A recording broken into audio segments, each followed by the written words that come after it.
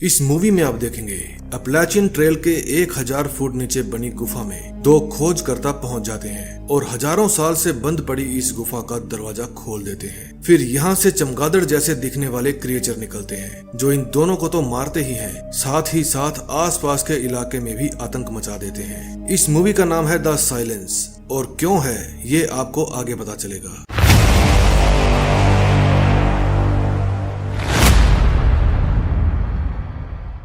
ये है मूवी की मेन कैरेक्टर एली, जो बोल तो सकती थी लेकिन सुन नहीं सकती थी। इसकी महसूस करने की शक्ति बहुत तेज थी। ये लिपसिंग को भी बाखूबी जानती थी। अक्सर इसके आसपास के लोग इसका मजाक उड़ाते थे, लेकिन इसने कभी उनकी परवाह नहीं की। ये है हग और ग्लेन। हग एली के फादर हैं और ग्लेन उनका पड़ोसी। ये हग के बचपन का दोस्त है। ग्लेन की खुद की कोई फैमिली नहीं है, लेकिन वो हग की फैमिली को ही अपनी फैमिली मानता है। ये है एली की मॉम और उसकी ग्रैंडमदर। ग्रैंडमदर दमे की मरीज है। ये सिगरेट भी खूब पीती है। ये है एली का छोटा भाई। एली का एक बॉयफ्रेंड भी है जिसका नाम रोब है। ये दोनों एक दूसरे को बहुत पसंद करते हैं। इनके घर में एक डॉग भी था जो एली को बहुत प्यार करता था। कहते हैं कि कुत्तों को आने वाले खतरे का पहले से ही अंदाजा हो जाता है। एली देखती है कि उसके डॉग के रोंगटे खड़े थे। उस रात घर के ऊपर से बार बार मिलिट्री हेलीकॉप्टर भी आ जा रहे थे। उस रात एली का बॉयफ्रेंड रोब उसे एक वीडियो भेजता है जिसमें एक जगह बहुत अजीब से चमगादड़ देखे गए थे। रात को जब एली सो रही थी तो 3 बजे उसकी मॉम आकर उसे उठाती है और कहती है कि यहाँ कुछ तो हो रहा है। वो बाहर जाकर देखती है तो सभी चिंता में थे। तभी वहाँ पर ग्लेन भी आ जाता है और पूछता है कि इतनी रात को मुझे क्यों बुलाया। फिर वे टीवी में न्यूज देखते हैं जिसमें बताया जा रहा था कि जंगल के आसपास के इलाकों में लोगों पर अजीब से चमगादड़ों का हमला हुआ है जो शायद किसी केमिकल के कारण आकार में बड़े हो गए हैं। वे लोगों को मारकर खा रहे हैं। अभी सोशल मीडिया पर एक वीडियो वायरल हो रही है जिसमें एक लेडी बताती है किसी तरह का भी शोर ना करें क्योंकि ये आवाज की तरफ अट्रैक्ट होते हैं। हजारों साल से बंद पड़ी गुफा खुल गई है। किसी को भी अंदाजा नहीं है ये कितना बड़ा खतरा होने वाला है। फिर हग और ग्लेन देखते हैं उनके घर के ऊपर से लड़ाकू विमान जा रहे थे। फिर हग घर के अंदर आकर कहता है हर वो चीज जो शोर करती है उसे साइलेंट कर दो, कोई घर से बाहर नहीं जाएगा। लेकिन एली कहती है अगर हम इस इलाके से ही बाहर चले जाएं तो बस फिर क्या था। वहाँ से निकलने की तैयारी शुरू हो जाती है। वे दोनों अपनी कारें लेकर वहाँ से निकल पड़ते हैं। इन क्रिएचरों के हमले के कारण पूरा शहर नरक की आग में झुलस रहा था। रेडियो पर लगातार खबरें आ रही थी कि कोई भी घर से बाहर ना निकले। उस इलाके से बाहर जाने के सभी रास्ते जाम हैं। रोब एली को कहता है तुम्हें घर से बाहर नहीं आना चाहिए था, घर से सेफ कोई जगह नहीं होती। फिर वे एक गैस स्टेशन पर फ्यूल भरवाने के लिए रुकते हैं। एली अपने कुत्ते को बाथरूम करवाने के लिए कार से नीचे उतारती है। तभी वहाँ पर एक आदमी गन लेकर आता है और उन्हें कहता है कि मुझे तुम्हारी कार की चाबी चाहिए। हग उसे कार की चाबी देने ही वाला था कि ग्लेन आकर उसके पाँव में गोली मार देता है। फिर वे सब जाने लगते हैं। वो आदमी कहता है कि प्लीज मुझे अकेला छोड़कर मत जाओ वरना ये मुझे खा जाएंगे। अब चलते चलते सुबह हो जाती है और जिसका डर था वही होता है। वे जाम में फंस जाते हैं। फिर ग्लेन कहता है कि मैं एक रास्ता जानता हूँ, हम वहाँ से जाएंगे, तुम लोग बस मेरे पीछे पीछे आओ। वो रास्ता बहुत ही खराब था। तभी अचानक से उनकी कार के आगे हिरन आ जाते हैं। उनको बचाने के चक्कर में ग्लेन की कार पलट जाती है। फिर हग और उसकी वाइफ उसे बचाने के लिए नीचे जाते हैं। ग्लेन कहता है कि मेरा पाँव बुरी तरह से फंसा हुआ है, तुम लोग क्रिएचर्स के आने से पहले यहाँ से चले जाओ। लेकिन हग कहता है कि मैं तुम्हें छोड़कर नहीं जाऊंगा। हग दरवाजा खोलने की भी कोशिश करता है लेकिन वो नहीं खुलता। फिर ग्लेन कहता है कि अगर तुम यहाँ से नहीं गए तो मैं खुद को गोली मार लूंगा, तुम जाओ और अगर हो सके तो मेरे लिए हेल्प भेज देना।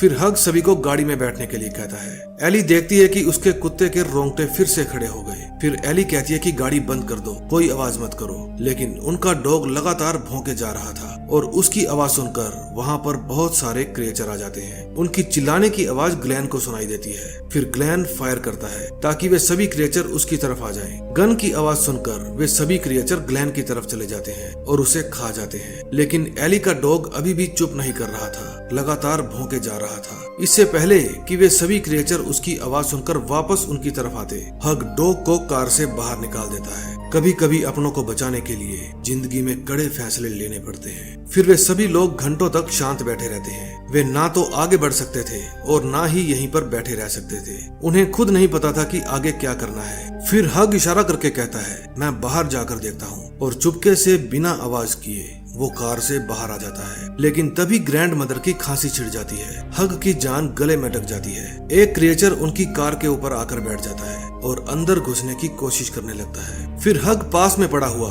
स्टील रिंग स्पैनर उठाता है और उसे दूर फेंक देता है। उसकी आवाज सुनकर क्रिएचर उसके पास जाता है और उसे खाने की कोशिश करता है और बाद में वहां से उड़ जाता है। फिर हग वापस कार के अंदर जाता है और सबको कहता है कि हमें अंधेरा होने से पहले शेल्टर तक पहुंचना होगा। फिर वो अपनी मॉम से लाइटर लेता है और अपने दोस्त ग्लेन की कार में आग लगा देता है ताकि अगर वो तड़प रहा हो तो उसको मुक्ति मिल जाए और क्रिएचर्स का ध्यान भटक जाए। फिर वे सब पैदल जंगल की तरफ बढ़ने लगते हैं। दोस्तों, आपको क्या लगता है, इनका अपने घर से बाहर निकलने का आइडिया सही था या गलत? कमेंट में जरूर बताना और चैनल को सब्सक्राइब कर लेना। इस जंगल से दूर जाने के चक्कर में अब ये जंगल के अंदर ही पहुंच गए थे। अब शायद इन लोगों को भी महसूस हो गया था कि उन्होंने बहुत बड़ी गलती कर ली है। तभी उस चवन्नी को एक घर दिखता है और वे सभी उस घर की तरफ बढ़ने लगते हैं। वहाँ पहुँचते पहुँचते पूरी तरह से अंधेरा हो जाता है। देखने में तो ये घर बिल्कुल सेफ लग रहा था। फिर हग गेट खोलने की कोशिश करता है और गेट पर टंगी बेल के कारण शोर हो जाता है और वहाँ एक क्रिएचर आ जाता है। फिर अंदर से हाउस की ओनर भी आ जाती है। वो कहती है कि किसकी हिम्मत हुई है यहाँ आने की। बस फिर क्या था, उसकी आवाज सुनकर बहुत सारे क्रिएचर उस पर टूट पड़ते हैं। फिर उन्हें वहाँ पर एक छोटी सी टनल दिखाई देती है। वो शायद किसी डॉग वगैरह के लिए बनाई गई थी।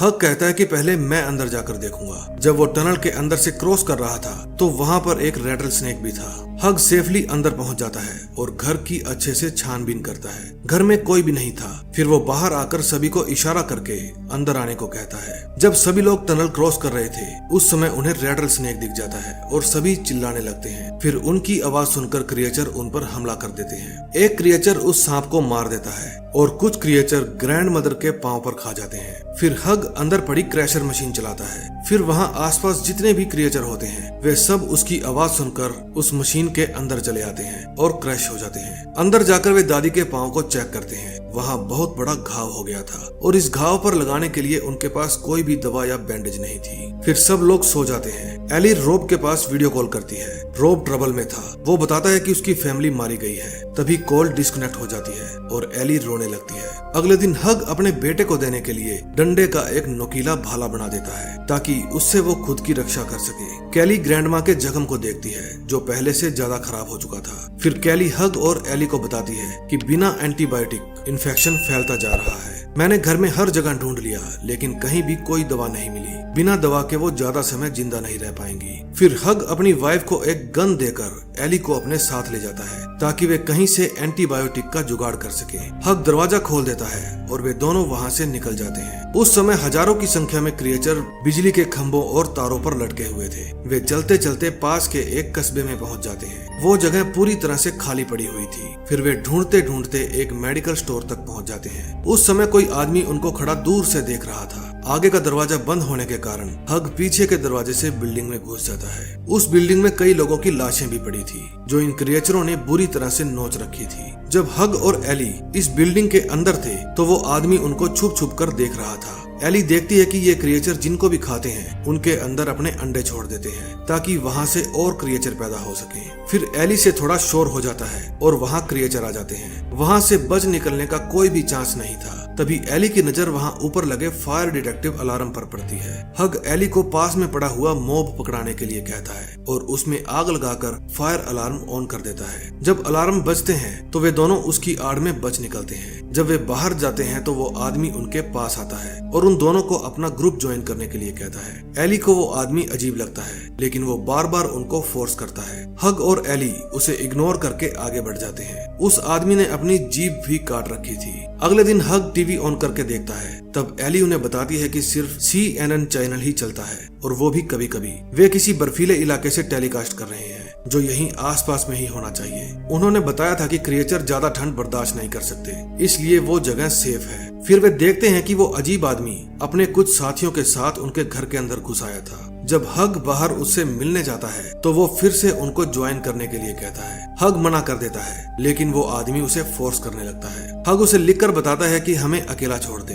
दरअसल वे सब एली को लेने के लिए आए थे। हग समझ जाता है कि इस बंदे के इरादे गलत हैं और अंदर जाकर अपनी गन ले आता है। वो अजीब आदमी जानता था कि ये गन नहीं चलाएगा लेकिन जब हग दोनों ट्रिगर ऑन कर देता है तो वे सब वहाँ से चले जाते हैं। रात को एली के पास फिर से रोब का मैसेज आता है और वो बताता है कि नॉर्थ की तरफ लोग रिफ्यूजी की तरह रह रहे हैं और सरवाइव कर रहे हैं। लेकिन वो एड्रेस बता पाता इससे पहले उनका कनेक्शन टूट जाता है। अब रात हो जाती है और सब लोग सो जाते हैं। तभी हक की आंख खुलती है और उसे महसूस होता है जैसे कोई बाहर खड़ा है। वो चौकन्ना हो जाता है। फिर गेट पर हल्की सी नोक होती है। जब हक बाहर देखता है तो वहाँ एक लड़की खड़ी थी जो बिल्कुल अकेली थी। फिर वे सब उसे घर के अंदर ले आते हैं। वे उससे पूछते हैं कि तुम कौन हो और कहाँ से आई हो, लेकिन उसकी भी जीभ कटी हुई थी। तभी एली की आंख खुल जाती है और वो देखती है कि बाहर शीशे के ऊपर एक फोन चिपका हुआ है और उस लड़की के भी पेट के ऊपर बहुत सारे फोन बंधे हुए थे। तभी अचानक से उन सभी फोन में अलार्म बजने लगते हैं और उसकी आवाज सुनकर क्रिएचर उन पर हमला कर देते हैं। फिर वे सभी फोन को इकट्ठा करके पानी में डाल देते हैं। अब सभी फोन बंद हो चुके थे और घर में शांति हो जाती है। लेकिन तभी बाहर खड़े लोग घर की खिड़की को तोड़कर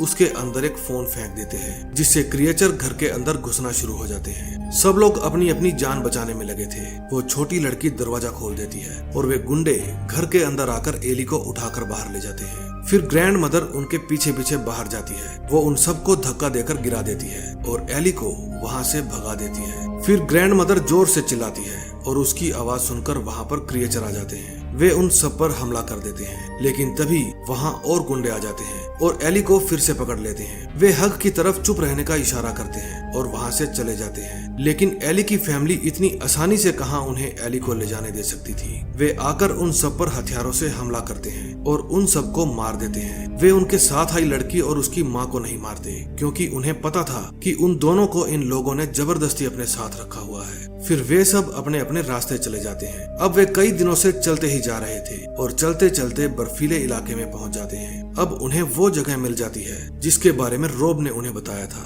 रोब भी वहीं कहीं आसपास में ही था। एक बार तो कुछ समय के लिए इनकी जान बच गई थी, लेकिन एक दिन ऐसा आएगा जब क्रिएचर को भी धीरे धीरे ठंड में रहने की आदत पड़ जाएगी। लेकिन तब तक इन सर्वाइवर्स को भी साइलेंट रहने की आदत पड़ चुकी होगी। अब बस देखना यह है कि क्रिएचर्स इंसानों को पहले खत्म करते हैं या इंसान क्रिएचर्स को। दोस्तों, मुझे लगता है कि मूवी का सेकंड पार्ट जरूर आएगा और जैसे ही आया मैं आपके लिए एक्सप्लेन करके जरूर लेकर आऊंगा। मूवी अच्छी लगी हो तो प्लीज वीडियो को लाइक करें और चैनल को सब्सक्राइब करें। हम मिलेंगे नए दिन नई वीडियो के साथ। तब तक के लिए बाय बाय।